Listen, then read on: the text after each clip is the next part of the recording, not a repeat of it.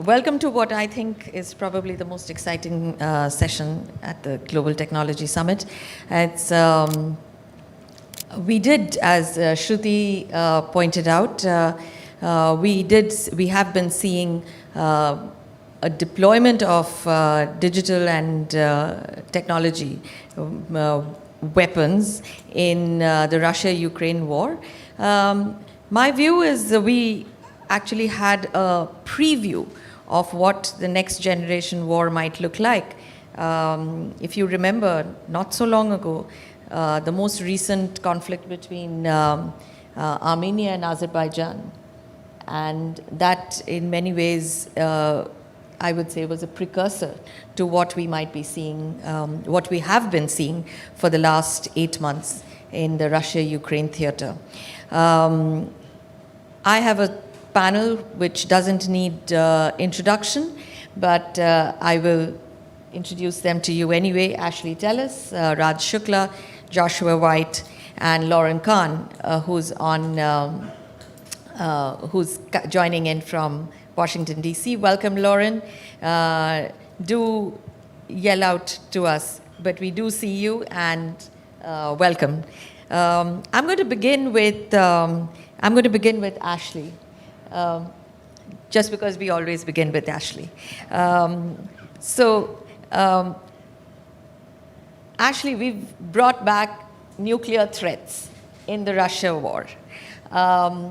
We in this subcontinent are no stranger to nuclear threats. We've lived with them for decades, and but how concerned would you be, or are you, about escalation, nuclear escalation, and we've seen this play out over the last couple of months. So how concerned would you be about this? So thanks, Indrani. Before I address the issue of concern itself, let me make a couple of points that bear on the answer that I want to offer you. I think the Russia-Ukraine conflict has been a rude reminder for the entire international community that nuclear weapons still matter.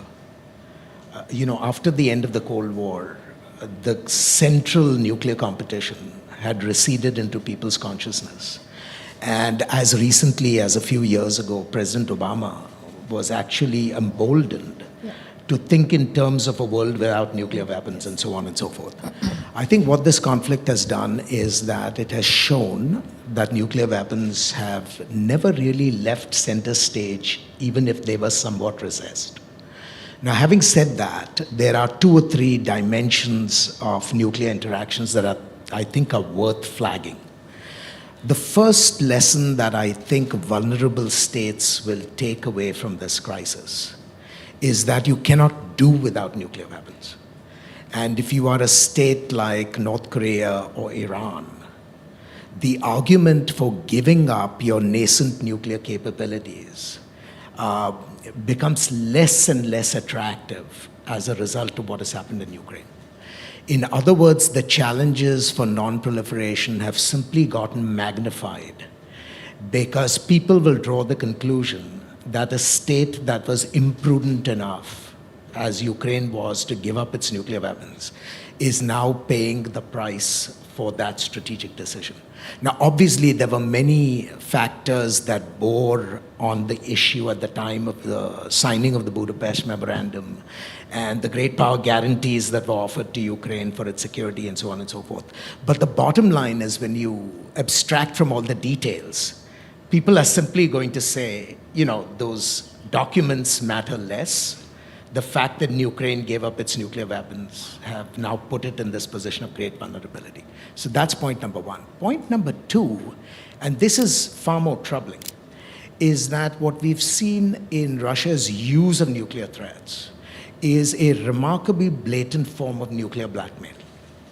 And it's another way of driving home the point that if you possess nuclear weapons, and if you are a willful state willing to manipulate the threats of their use, you can get away with a lot. And you see that because in the Biden administration's response to Ukraine, for example, one of the central drivers that has shaped US response has been the fear of escalation. The manner in which we have supported Ukraine has been very sensitive to the question of thresholds, very sensitive to minimizing the damage that Ukraine could do on strategic Russian assets. And all these factors are driven by the fear that if you push the Russians to the wall, we might end up with a nuclear conflict to which we will become party whether we like it or not. So the fact that the Russians have now demonstrated that nuclear coercion pays off in the sense that you can shape the responses of both adversaries and bystanders in a way that advances your core political interests, I think is actually a rather unsettling lesson that this crisis is going to leave for the international community. Thank you for saying that. Just as a reminder, after Gaddafi was killed, I think we had a conversation between Iranian leaders and Indian, and that was one of the reasons they gave for never giving up their nuclear weapons. So to buttress what you just said. But you are watching what you were watching in Ukraine, and the use of technology. How do you see that playing out in developing war-fighting strategies, war-fighting concepts by militaries? And you've been a student of this for many years. When people ask me that question, and it's an obvious question that is asked because of the severity of the crisis, I'm reminded of the apocryphal tale, Juan Lau's comment on the French Revolution, too early to tell. Too early right? to tell. Because we are still watching this in slow motion, sort of evolve before our eyes. And there are so many dimensions of the question. I mean, there's a strategic dimension, there's an operational dimension, there's a tactical dimension. Let me just say a few words about the operational dimension, because that, I think, comes closest to addressing the question you asked, which is what are the lessons, for military forces as they go along. And let me offer 4 thoughts that I think are worth thinking about. The first is the exotic capabilities that we think about, cyber and so on and so forth, have clearly made a difference, but they have not displaced the primacy of heavy metal in war. This is something to keep in mind, because one of the things that we've realized, particularly when we think of these exotic instrumentalities, is the fragility of the instrumentality. That is, cyber operations, for example, work splendidly when your networks are unprotected. But if you have protected and resilient networks, actually it is not clear to me that they can produce strategic effects.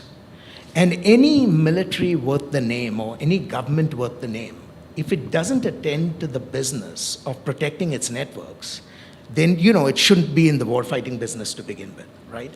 So in our focus on the exotic, we should not lose sight of the prosaic. So heavy metal matters. The sort of normal accoutrement of warfare has not gone out of style.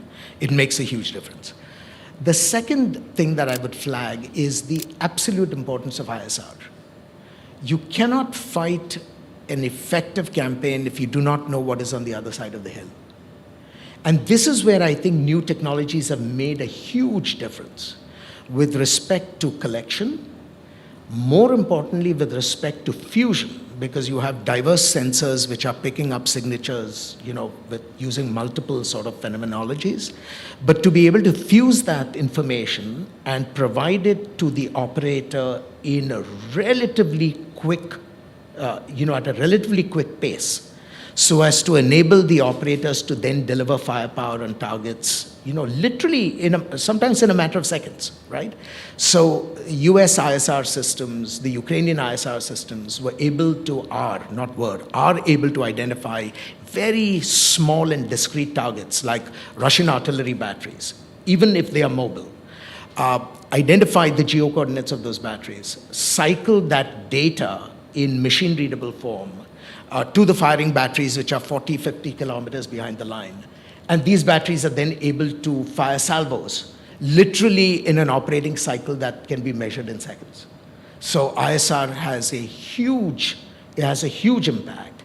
And, one cannot afford to shortchange ISR investments, even at the expense of sort of pointy instruments.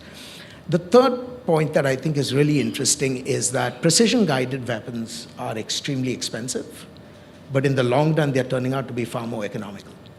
Because even though the upfront unit cost per weapon is much higher than a dumb weapon, the fact that you use so little of them to actually produce operationally relevant effects has a huge economy. And then the last point I'll make is that this war has shown us that munitions disappear faster than anyone imagines. And so the old adage that, amateur stock strategy, professional stock logistics, really hits you in the face. Because modern warfare is a consumption-intensive form of engagement. And the amount of money you have to put in maintaining a long and robust logistics tail is something that this war has shown us. And it's not just shown us for Ukraine, it's actually shown us for the United States, because the US has taken responsibility for supporting the Ukrainians with various forms of, kit. And so you cannot afford to forget about the things that nobody sees, which are things in your inventory, things in your, storage facilities, and so on and so forth. So. Thank you, Ashley. It's interesting you spoke about inventories and munitions. Raj, you will, of course, wear your military hat. But my question to you is, what are the lessons that the Indian military has taken in terms of technological leapfrogging from the Russia-Ukraine war, not about the veracity of Russian weapons or the greatness or otherwise of their military strategy, but just on the pure part of technology, the role that technology has played, and what does that mean for us, for the military, for the Indian military? Before that, Indrani, if I may just make a quick point on the nuclear transitions that Ashley was talking about. I just want to make 2 to 3 quick points, and that is one, at one time the nuclear debate in India was very deep and rich. Over the last decade, it has somehow been pushed to the periphery. And it is my view that we must revisit the parameters of that debate, because given the sophistication of the Chinese nuclear arsenal, in things like tonnages, precisionary, hypersonic vector through FOBS, the fact it's my understanding they have a strategic nuclear force which is signaling to the to the US mainland, and a tactical nuclear force which is signaling to the LAC and the bases around. These aspects need to be revisited in great depth. Simplistic dismissals that tactical nuclear weapons are not required or they won't work may not be true. That was just one point I wanted to make. Now, returning to technology, though the lessons from Ukraine are mixed, in fact, the lessons of Ukraine are that technological sophistry is very important, but it cannot be at the cost of basic readiness. In fact, the principal lesson is how this great Russian military unraveled as a military instrument because it lacked readiness. So before I come to technology, I just want to make this one point, or these 2 points, that what Ukraine does, it has shown fresh light on where the instrument of force should be in your power calculus, in your strategic calculus. So to me, it seems that because these norms of territorial conquest have been breached, the instrument of force is returning to the center of the power calculus. 1. And 2, if it returns to the center of the power calculus, creating an instrument of force which is ready, and in a very high state of readiness, and a war-winning instrument. Now, that is a huge challenge. I'll just elaborate with one small example. The Indian military, it's very obvious now for decades, it needs to be joint, it needs to be technologically enabled, it needs to be calibrated, which means optimized, and it needs to be ready. Now, each is a one-word descriptor, but look at the time these things take. We've been struggling with jointness for the last 30 years. And in the meantime, what's happened, even as we are debating, theater commands, which are really structural corrections, today you need to set up digital theaters. So this is how these things are happening. Look at readiness. in the manner that the Russian military has. So these are the 2 points. I'm just coming to technology. Let me first speak about the Indian Army. Go ahead. So the Air Force and the Navy, at least in the public perception, and perhaps rightly so, were supposed to be the leaders in technology, and the Indian Army was some kind of a laggard. But over the last 5 to 6 years, I think thanks to General Rawat, General Saha, and a host of others, major steps have been taken so as to, shall I say, in the Indian military, to get this whole technology thing going. So things like outreach to, academia, IITs, the private sector, startups. It was unheard of when I was young that startups would come, but they are here. In fact, one of the first well-known startups, drone swarming, which has been done by Samir Joshi, was a thing given by the Indian Army. Having said that, the challenges of technology are so much. So let me give you one example. While all the things have got going, look at Ukraine. The precisionary was the dominant theme, and it was being challenged by EW. Now here we must learn from the Chinese. They have this rocket force, which is a very sophisticated ecosystem of precision strike, and the SSF, which combines space, cyber, and EW. And if in thought they are so many years ahead of us, look at the Indian challenge. We haven't yet set up a rocket force, and we haven't yet really, done something about EW. So while these baby steps have been taken, a lot is being done. I'll just wind this technology argument with 2 aspects. I'll paraphrase the Prime Minister. When he talks about Atmanirbharta, it's not merely an empty slogan of self-reliance. He says that the forces of innovation, energy, enterprise must be released from the scourge of process and procedure. So this is where technology is stuck.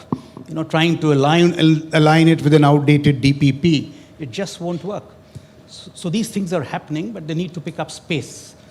So I would say that in a lot of this stuff like digital combat, loiter, ISR, these things have got going, but we really have to step it up. Gati Shakti, speed and scale, that really needs to happen, and that is the challenge about us. And just one last point, look at this whole challenge, about just look at how the character of war has been upended. In India, we were saying the days of all-out conflict are over. Are they? In India, we were talking about, it had almost got into our bloodstream. कि लड़ाई नहीं होने वाली, लड़ाई हो रही है. So these kind of issues, have this business of short, swift conflict. It's been drilled into every army officer, short, swift conflict. So we thought, Pakistan army 8 to 10 days, really? 9 months. So we have to visit a lot of these paradigms about the character of war, logistic sustainment. People were questioning whether 40I was excessive. And as Ashley tells us, 90I have proved to be inadequate. And look at how, just one last example and wind up. In the first 2 months, the Ukraine artillery and the Russian artillery were perhaps equal in terms of strikes, counter-strikes, because of the ammunition availability. And then Ukrainian stocks went down. And not one country in NATO could rejig those stocks in time. So logistic sustainment, industrial capacity, whole lot of challenges. These are the lessons from the Ukraine conflict. So we, of course, have a very singular lesson from the Ukraine war, given our dependence on Russia. But something that you spoke about on the nuclear front and how we thought that the nuclear debate has been behind us. I think partly Ashley is to blame because, after the nuclear deal, we all thought that was behind us. He didn't write a book for a long time. It's all on him. And but the second is, and I noticed how when the Pakistanis developed their own TNWs, the Nasser, for instance, and we, in many ways, the discourse in India dismissed it as, in quotes, the jihadi edge to their nuclear arsenal. But it's clearly a lot more than that. And I think one of the things that the Ukraine war has shown is how we dropped that particular debate just by putting it into a different box. But you talked about fusion, and it's not only China's civil military fusion that we should look to, but where does the Indian military get its technology? Government is famously skeptical of the private sector. The technological advancements, you talked about the startups. The technological advancements are coming out of these startups. How responsive or how open is the Indian defense establishment to incorporating new ideas, new technologies into the Indian military, tailored to the Indian military situation? How are you working on this? So see, there are two aspects to it. One is that the traditional organs like the DRDO and the DPSUs, they need to smarten up greatly to give us our technological requirements. So that is happening in some measure. The TDF program of the DRDO is being looked into. We've had some revamping of the DPSUs, most notably the OF. See a good example, the ordnance factories, they are these massive ammunition behemoths, but what are they producing? Dumb munitions. And the central lesson of Ukraine is actually brought out is not going. You have to be imaginative even in ammunition. So things like loiter, all this kind of stuff, smart munitions. So, and therefore now the Indian military is looking to the private sector and the startups precisely because the private sector and startups are supposed to bring to the table issues like innovation, creativity, energy, enterprise. So I would say the wariness of the past has gone. We have turned to them, but it needs to pick up. And I would just want to connect with yesterday's orders. See what's happening in the Indian context, two issues. There was a whole lot of talk of how to create policy incentives. Now we spend so much time in creating policy incentives that a better way, the best way to give incentives is to place orders. There is nothing like that. I'll give you an example of the Samir Joshi. So when we swarmed these drones with him, he was the only guy in India with a swarming algorithm. By the time we got to the second stage of orders, third stage of orders, there were 12, 14 guys. So nothing like orders. They are best incentives. So that culture of civil-military fusion has to grow. And not only, it has to come from the humility where you acknowledge that national security today is so complex that no single institution can do it on its own. Now, I can vouch for the senior leadership of the Indian Army. It does realize this. We do realize we need new talent pipelines in these niche areas like space, EW, cyber, new career mobility pathways. Now, all this there is a realization, but it's going to take, time to execute. But one thing is clear. I've now heard the Honorable Raksha Mantri talk about it, the Honorable Foreign Minister talk about it. So the lexicon is picking up of civil-military fusion. So a lot of things can happen. For example, in today's day and age, why shouldn't the Ministry of Defense not be cross-pollinated? Cross-pollinated in terms of expertise, domain expertise, analysts. All this stuff is happening. It should happen. It's happening in some other ministries. It should pick up. And so really, what has happened, while we are still debating jointness and integration, I would say the debate has moved well past. It's now cross-pollination, civil-military fusion. It's China, Israel, US, Turkey. So it just has to happen in our case. So I will just sum it up by saying that the wariness of the past is behind us. We are turning to it. By the way, the Indian Army has done a lot of work with startups. R&D. When I was GOC&C R-Track, about 120-25 crores to R&D. All has gone to these small startups and all that. But the scale needs to pick up. Right. Lauren, may I come to you? Because Raj talked about new talent pipelines. And a lot of the new talent pipelines comes from the new technologies of AI and other emerging technologies. You've been looking at that very closely.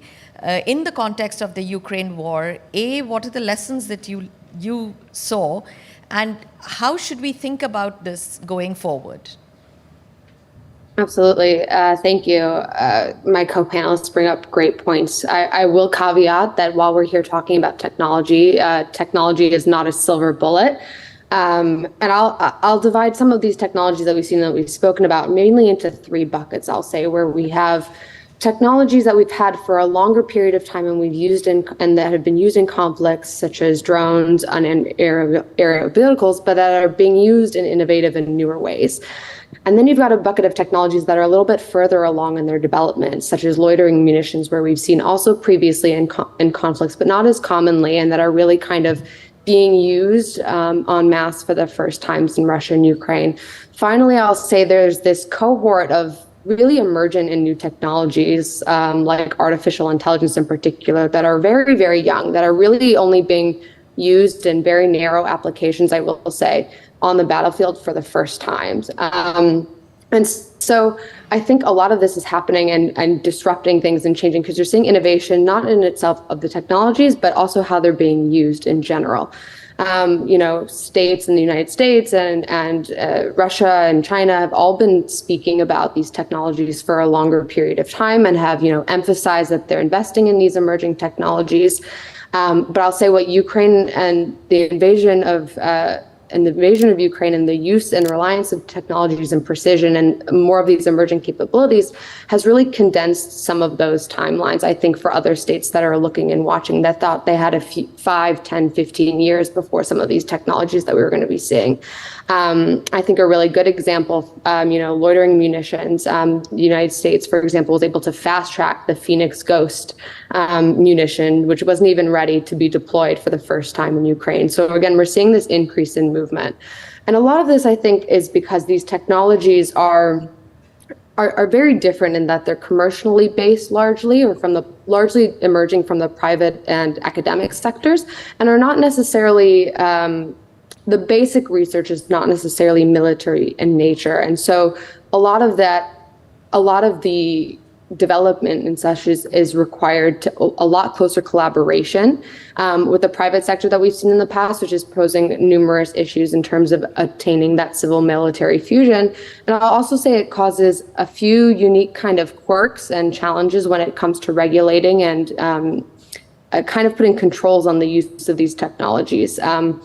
In particular, when it comes to software, I think, putting export controls and how are they used when you by nature have these technologies that are supposed to be used in new and different ways. I think that's posing really unique challenges. So I think it's just the first kind of glimpses that we're seeing of this new kind of trend in warfare in general. Again, I will say that technology is not a silver bullet, and it's not going to be the end-all be-all and don't in it of itself constitute revolutions.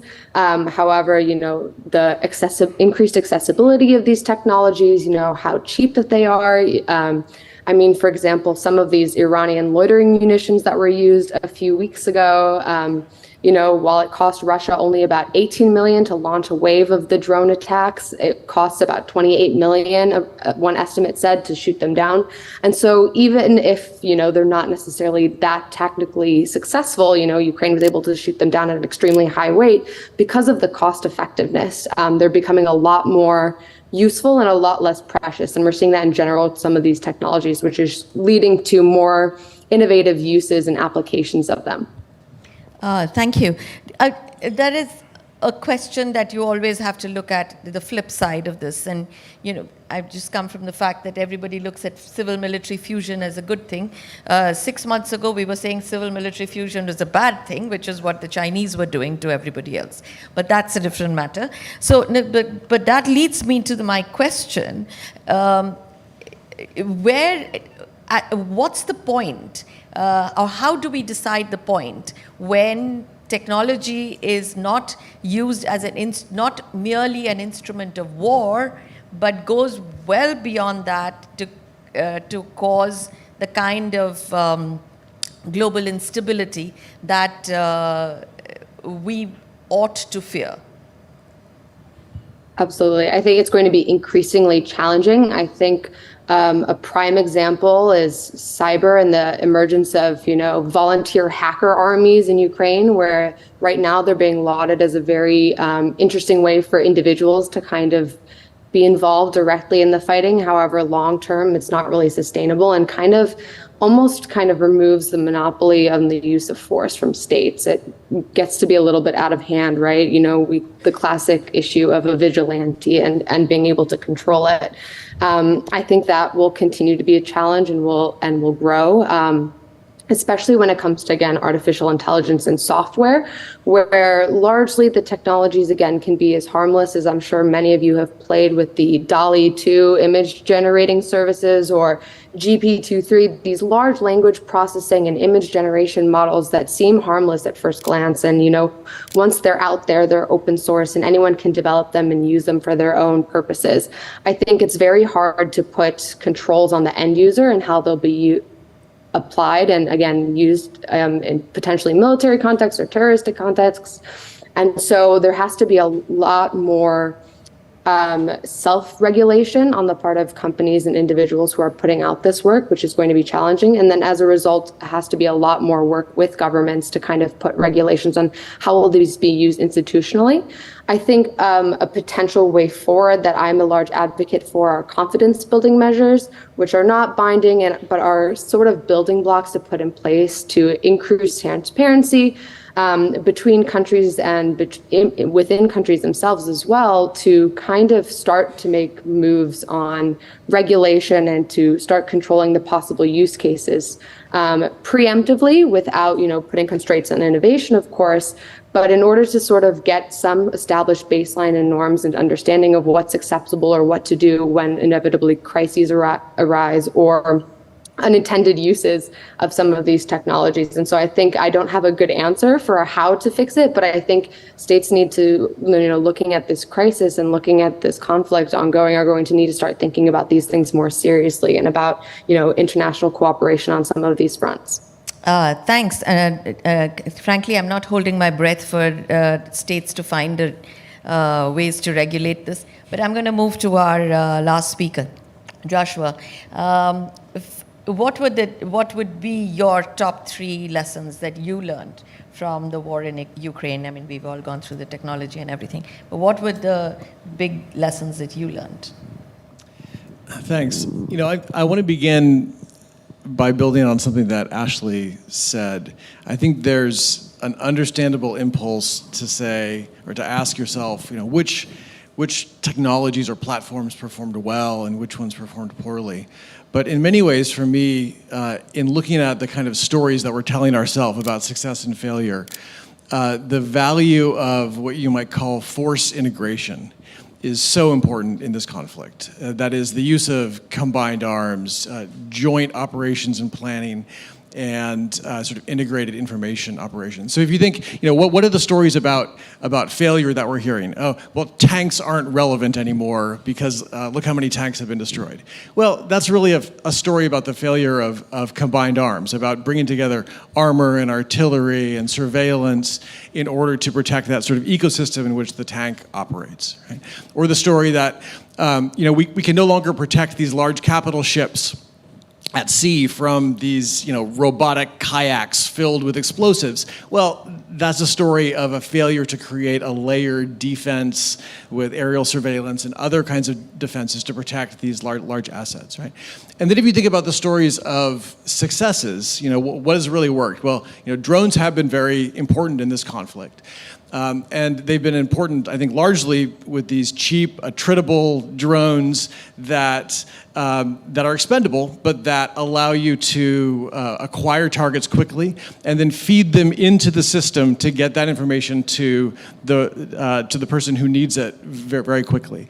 There have also been some fascinating public reports about the way in which the Ukrainian military has gathered information from all kinds of sources, including locals in villages texting the government about the movement of Russian forces, feed that into a database, and then send those maps, really, to commanders right on the front lines in ways that most militaries are frankly very uncomfortable with, not siloing that secret information, but sending it to many people on the front lines. And that's enabled a kind of responsive movement that is really, I think, quite important and profound. So I think a lot of examples that we have already seen and will see in this conflict, in which integrating forces in this way and thinking about the integration of the information environment is really what has been most consequential in allowing the Ukrainian forces to operate with new kinds of technologies.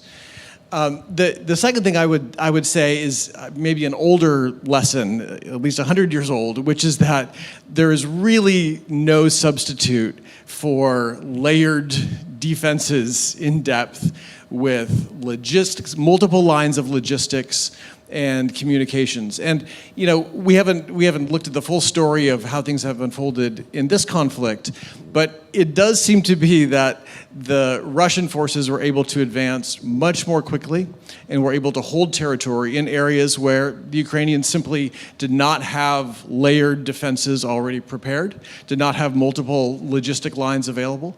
And in areas where the Ukrainians had prepared in that manner, it's been much more difficult for the Russian forces. So we've known this for a long time.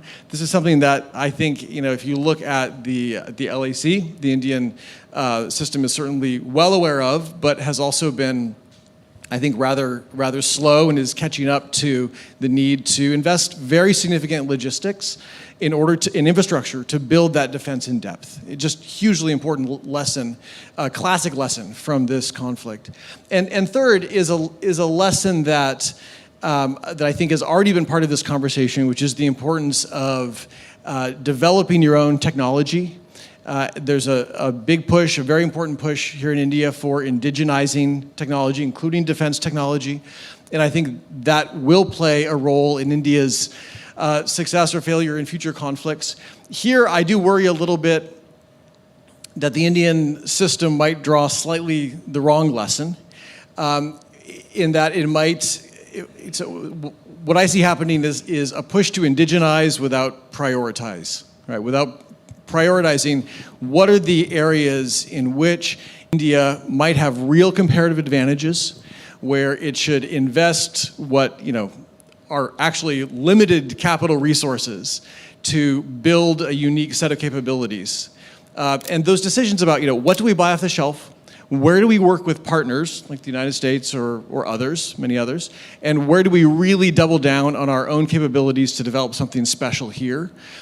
If that kind of prioritization doesn't happen in the conversation about defense indigenization, India will end up doing lots of things very poorly, and its net capabilities that it brings to a fight will actually degrade over time rather than improve. And that's not something, as a friend of India, I want to see, but I think that is really, in many ways, the challenge, not just mobilizing funds, but where to focus those funds, where India has that comparative advantage, and where to work with partners, and where to buy off the shelf. That, I think, is the critical technology procurement challenge for the next 5 and 10 years.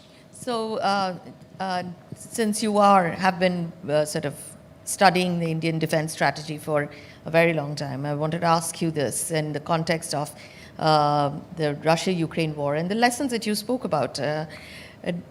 We have a dual front challenge, in the sense that we have a maritime challenge, we have a continental challenge.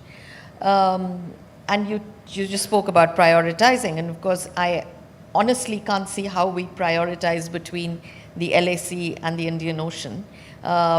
So if Indian, not just defense strategy, but also a defense procurement, or thinking about beyond the horizon kind of challenges, how would we prioritize? Where do we go? No, it's a really important question, and I think I've gone back and forth on this in my own thinking a little bit. It seems to me, if you look at what we have already seen the Chinese forces do along the LAC, there really is, in my mind, a strong case for focusing on that continental border as a matter of priority. And I think we've seen the challenges that India faced along the LAC, even in an environment in which Pakistan did not undertake diversionary military activity along the LAC or the international boundary, which it could easily have done at very low cost to itself, in a way that would have complicated life for the Indian defense planners quite, to a considerable degree. So I think, and then at the same time on the maritime theater, there are real challenges. We see the PLA Navy encroaching quite significantly into the Indian Ocean, but it will be a couple of decades before the Chinese Navy can begin to overcome its deep, logistical and geographic challenges, insecurities that it faces, vulnerabilities that it faces in the Indian Ocean. So what would I do? I mean, shorthand, I think a few things. One is take some of these lessons from the Ukraine conflict. Focus very significantly on building out the distributed sensing network along the continental border, from the attritable cheap ISR to and drones, to the more sophisticated drone networks, to having a battlefield command system that can work well with dispersed forces. And that kind of sensor network, I think, is just going to be hugely important. The second is what India is already, I think, catching up and trying to do is invest in the layered defenses, the infrastructure that is expensive but simply vital to being able to defend in depth. And build some of these kind of systems.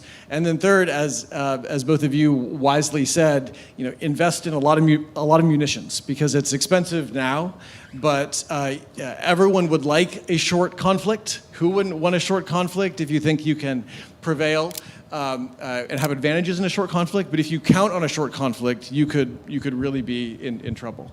And then I would just say finally, what does that mean for the maritime theater? Well, the maritime theater is still very important, but I'm not convinced that another aircraft carrier is the best use of funds. I think there are ways to focus on maritime domain awareness and invest in standoff cruise missiles in ways that really make life complicated for the PLA Navy, but in more asymmetric ways that don't require the same kind of capital expenses or prestige platforms that the Indian defense establishment seems to prioritize. Thank you very much. I'm going to give the four of you very short interventions before I open up to questions from the floor. If you have comments on your co-panelists' interventions. Raj, I know you had a... I'll just make two quick points. One is whether technology is a silver bullet or not. So Chris Miller has reminded us very eloquently in his book that the Soviet military atrophied because of its inability to miniaturize computing power in the Cold War. Putin decides to restore Russian power on the back of the Russian military, and he invests in all kinds of glamorous capacities, but makes one critical mistake: no investments in semiconductors. And look at the Rusi report, which tells us about 30 military systems, 450 components, no precisionary, correct, and right from radios to kill chains to missiles, it affects every component. And so you see declining effectiveness of the Russian military from the time the squeeze has been applied on the semiconductors. So I mean, technology is a silver bullet. The second point is, just very quickly about prioritization. Now, while budgets are of course a factor, and budgets are most welcome, there is one thing I would like to throw up, and that is, this also the lesson from Ukraine, but the larger utility of asymmetric balancing. So look at Russia. When the war started, its budgetary spend was 10 times, tanks was 6 times. Look at China, US. The American defense budget is about 3.5 to 4 times of the Chinese budget. But because of all the reforms that they have carried out in jointness, innovation, fusion, why is it the Chinese, evolution of the military is causing displacement anxiety in Pentagon, while within similar budgetary differentials, the Indian military does not cause similar anxieties in Beijing? So therefore, technology is important, concomitant reforms are important, and while the LAC is very important and operational rebalancing will reduce Chinese options, we need to seriously take our unifocal ambitions beyond the LAC. And that would perhaps be a tool to asymmetrically balance China. Good point. Thank you. Ashley, yours. But also, if you would like to just also look at, since you're, understand China very well, what's the lesson that they draw? What's the lesson that Beijing drew from this? So let me say a couple of things. I want to endorse the point that Lauren made, that an excessive focus on technology can actually be distorting from the point of view of policymaking. Because military effectiveness is a very complex function of how you synergize diverse capabilities and bring it to bear in support of very complex operations. And so when you think of one piece of technology and sort of fetishize it, you could end up making very serious mistakes. And the Iraqi experience in operation and the 2 wars that we fought against Iraq is really a classic example of this, where if you rack and stack specific Iraqi capabilities, they looked very, very impressive. You know, the technology was cutting edge and so on and so forth. But when it came to actually utilizing these technologies in a synergistic way, they proved terribly wanting.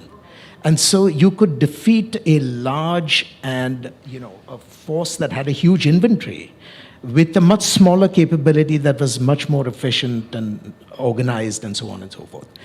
Second thing is we have to pay attention to operational context when you think about specific technologies. And drone warfare is a very good example. So there is now a temptation to see after what the Russians did with Iranian drones, as somehow this is the new magic bullet, right? I would wager a considerable portion of my income that if you put those drones to work against an adversary that had an effective air defense system, the survival rate of those drones would be minuscule. And so there is a context which allows some of these systems to appear efficient, and you want to be very careful about what you infer from those lessons, right? What was the second question you asked me? I'm sorry about. Oh, on the Chinese. So first, again, I think on this issue more than any other, we don't know what the Chinese lessons are. But I would flag 2 or 3 things based on conversations with Chinese colleagues. And they are all terribly, terribly insightful.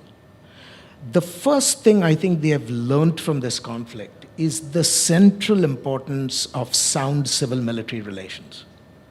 That is, you cannot make decisions to go to war if you have a military that's lying to the civilian leadership or a civilian leadership that fails to appreciate what the military strengths and weaknesses are. I think this is like, sort of lesson number 1. Lesson number 2 is that your pre-war assessments of your own capability rarely survive contact with the enemy. And so you have to be extremely prudent before you make big decisions about going to war. And for the Chinese, the specific implication is that if you are going to be engaged in combat in media where you do not have a natural proficiency, or where the adversary has terrific benefits of either geography or so on and so forth, then the decisions about war and peace have to be even more carefully calibrated. You cannot afford to make these decisions on a whim, right? And then I think the third thing that they would pay attention to is simply the importance of operational proficiency, because the Russians turned out to be a paper army. It's a good question to ask whether the PLA, for all the advances in kit that we've seen over the last 20 years, might not suffer the same sorts of disabilities. When have they last fought a modern mechanized war? Forget about an informatized war and intelligence, whatever the terms of art are, right? So when has the PLA ever engaged in large-scale naval or air operations against even a semi-confident, adversary on the other end? So if anything, I think what the Ukraine conflict has done is that it has, at least in the China-Taiwan context and in the China-US context, actually been extremely an important contribution to deterrence, because it has shown them how complicated war is, how you cannot take things for granted, and how you have to be really careful if you're going up against a competent adversary. And I think that is all to the good from the point of view of stability. Right. Lauren, do you have a comment on any of your co-panelists' interventions? Yeah, thank you. I just wanted to really emphasize that point that Raj made about synergies, and that technology is a tool that needs to be used in a broader context and really integrated, and not treated in a vacuum when using it with forces or to use it effectively.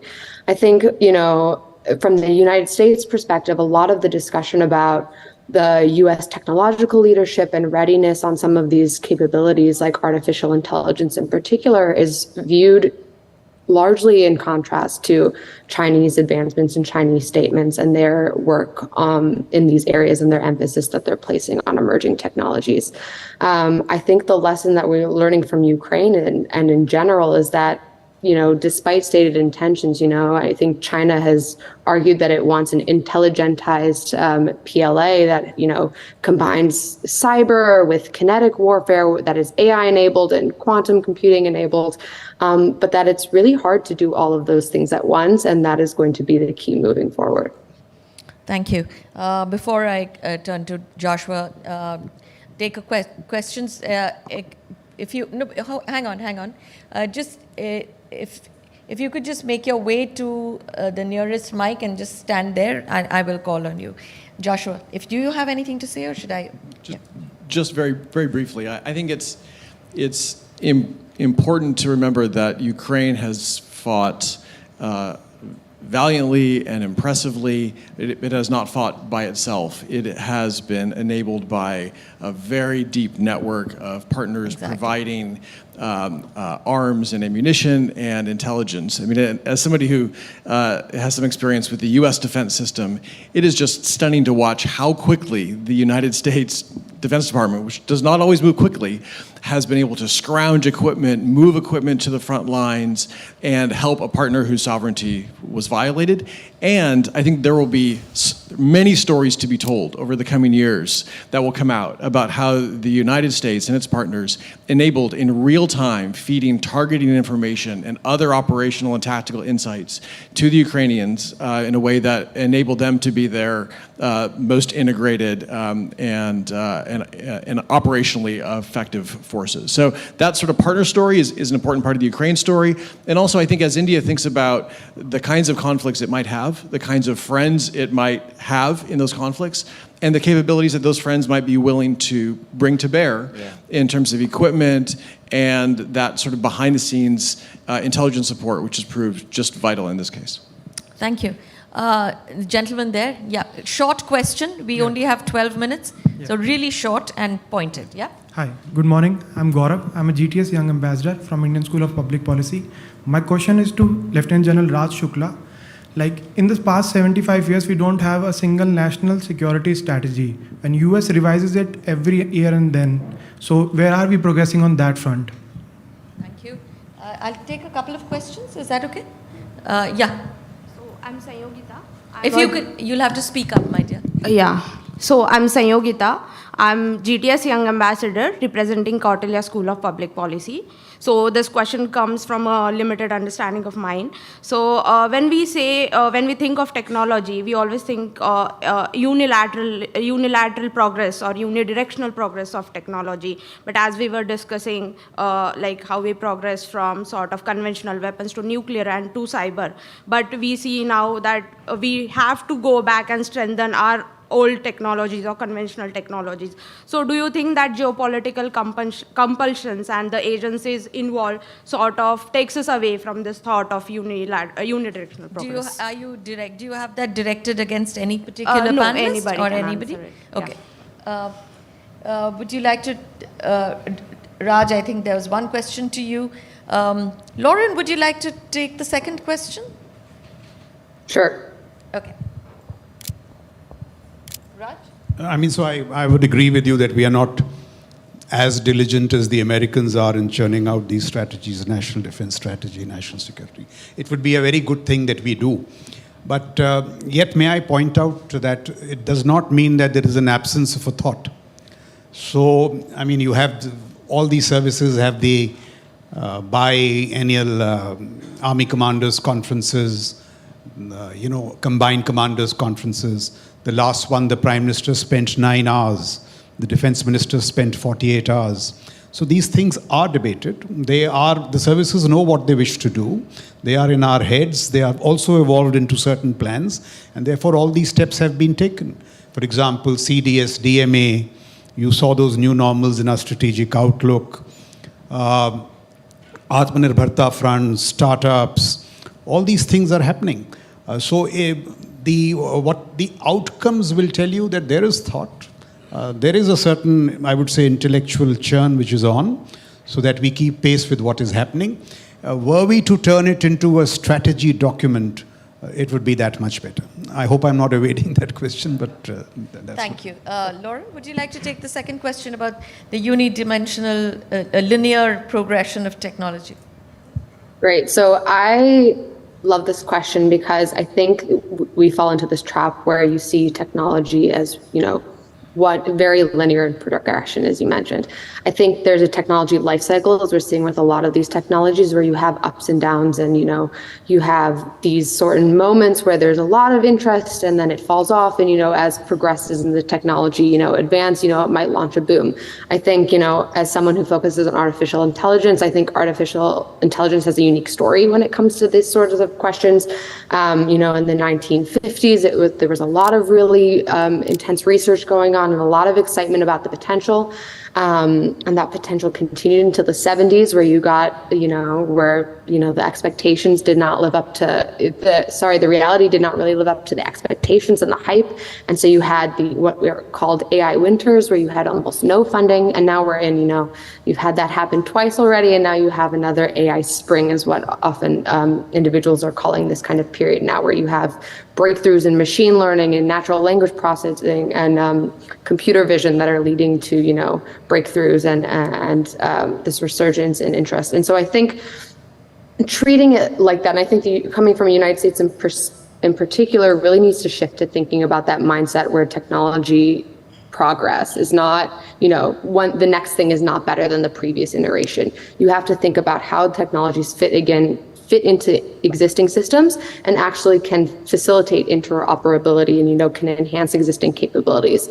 I know a lot of the conversations have been, now's the time for the drone and say goodbye to the tank. But no, Thanks. It's just creating roles for these and enhancing them. Okay. Joshua, quick one.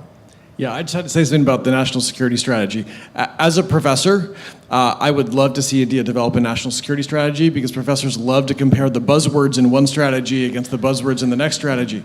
As a former US government official, I'd say I'm not sure you should bother creating a public national security strategy, because strategies are, if they're going to be useful, they are about setting priorities and making trade-offs and having a document that can then be used by the system and referenced by the system to justify those trade-offs. And you simply can't do that in an effective way in a public strategy. Right. Thank you. The gentleman here. Hi. Hello. Quick. Hi. Good Really good morning. I'm Rahul Banerjee, and I'm the managing director at Rice House. So something that we tend to focus on is perception warfare. And as we have seen in Afghanistan, we regularly see in Kashmir Valley, as now in Ukraine. What would be the role of big tech companies like Twitter and Facebook in the future of warfare? Thank you. Good question. Hello, my name is Rijul Sachdev. I'm a GTS Young Ambassador from IIIT Bangalore. So my question is directed to Ms. Tellis. So sir, you spoke about how encryption is now being used to make sure that the data is safe and secure, and it shouldn't be under threat from a foreign entity, right? But even the NSA was hacked by the shadow brokers in 2016, 2017. So with a situation like that, I mean, how realistic do you think it is to assume that, I know India hasn't been hacked yet, but how realistic do you think it is to assume that we won't be hacked in the future? Thank you. I'll take the last question. Go ahead. Hi, I'm Prerna. I am an assistant director at Ananta Aspen Center. This is for the panel, whoever wants to take it. I want to connect the points made by Ashley and Joshua at one point, synergizing diverse capabilities and having to rely on external parties for certain capabilities.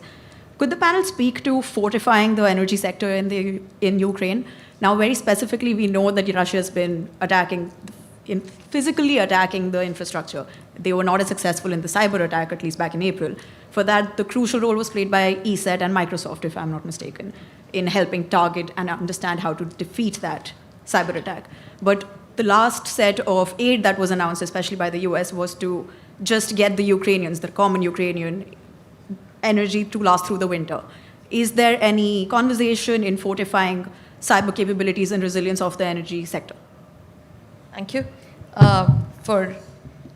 The answers to this will also be closing remarks because we are in the home stretch. Joshua. Sure. I'll just say something about cyber.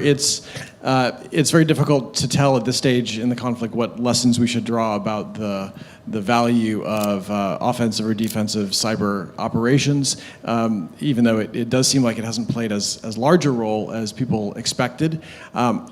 I do think it is clear at this stage that electronic warfare has played a more significant role than either side perhaps anticipated.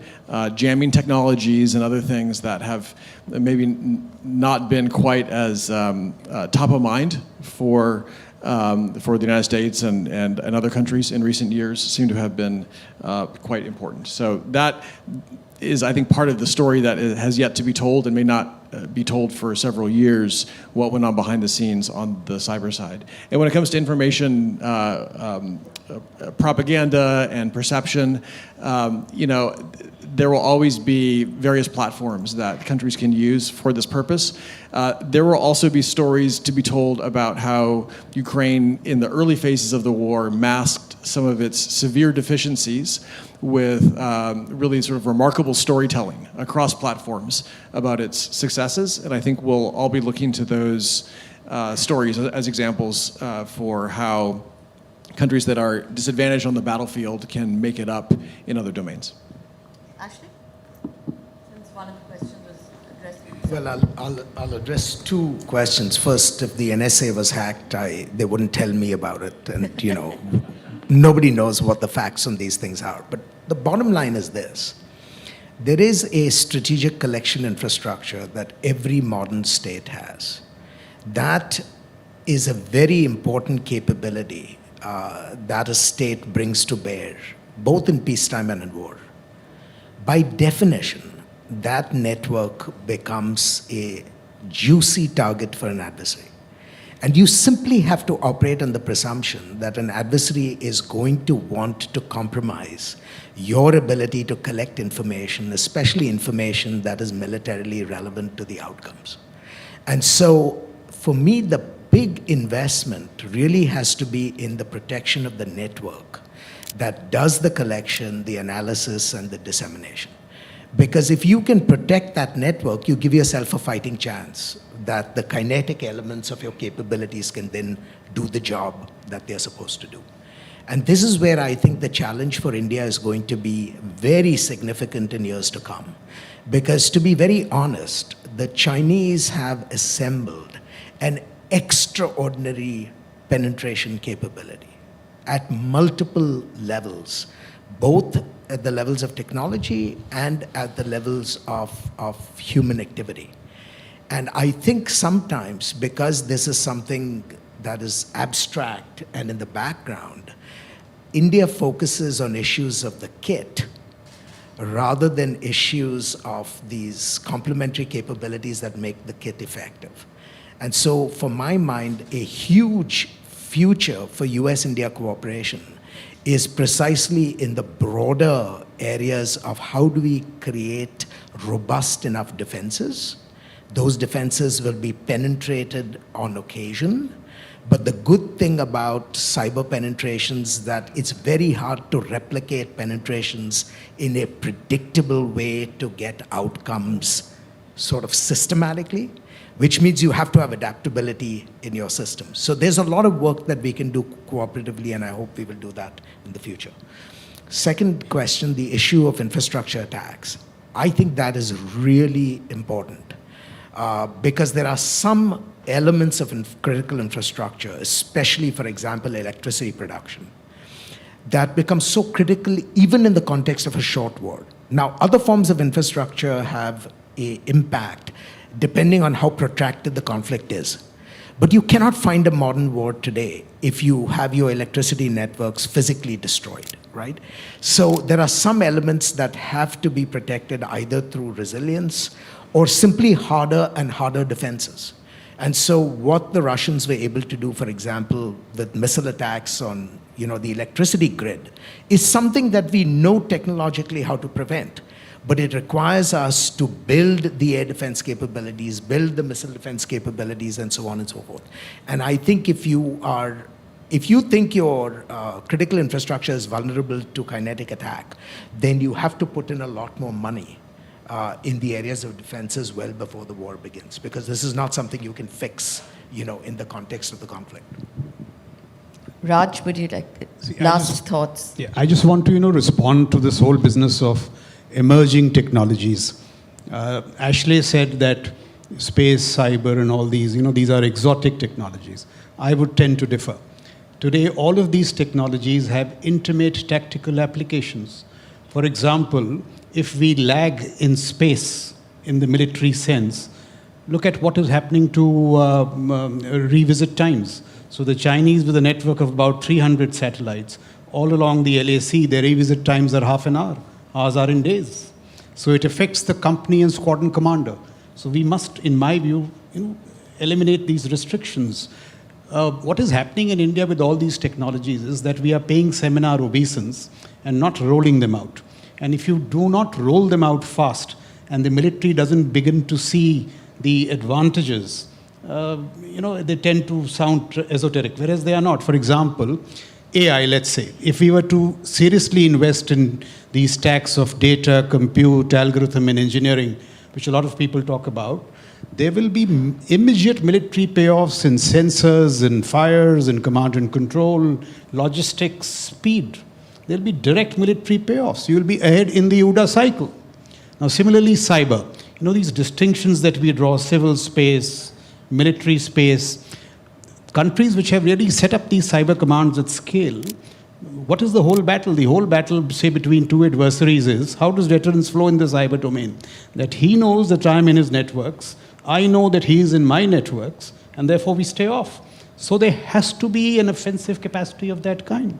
Look at a worst case scenario, how it could manifest. Tomorrow, a crisis along the LAC, and you have two massive attacks on the power grid in, say, Delhi and Mumbai. It's very much a possibility. So my whole point is these distinctions, civil, military, we must drop these phrases, dual use. Because today, the way things are happening, that anything that is kosher in the civil space will find its way into the military space. So we have to look at the pandemic. What started out as a health event, you saw the brutal geopolitics flowing out of it. It became a national security crisis. So these distinctions must go. That does not mean that we be irresponsible. But these distinctions have to go, and we really have to look at this technology lens of it. Just one last point I want to make. Today both Ashley and Joshua are cautioning me against being enthusiastic about technology. Look at the supreme irony. When I was young, we were told that you fight. You don't think about technology. We didn't think about technology, and we were marginalized in technology. And now, now when the army is getting back to technology, on a lighter note, Ashley is not being very encouraging.